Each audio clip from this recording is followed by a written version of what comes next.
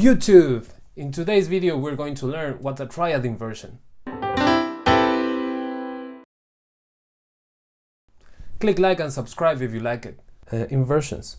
Inversion is quite simple. So you have in this case a major triad, yes? And you move the bass note or the lowest note up an octave. So in this case, this will be our first inversion. Then we move this. We got our second inversion. If we do this with the bass, it sounds like this.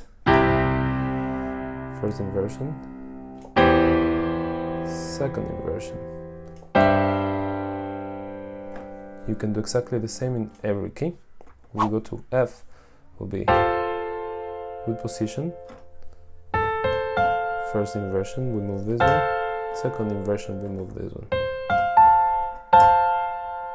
And that's it.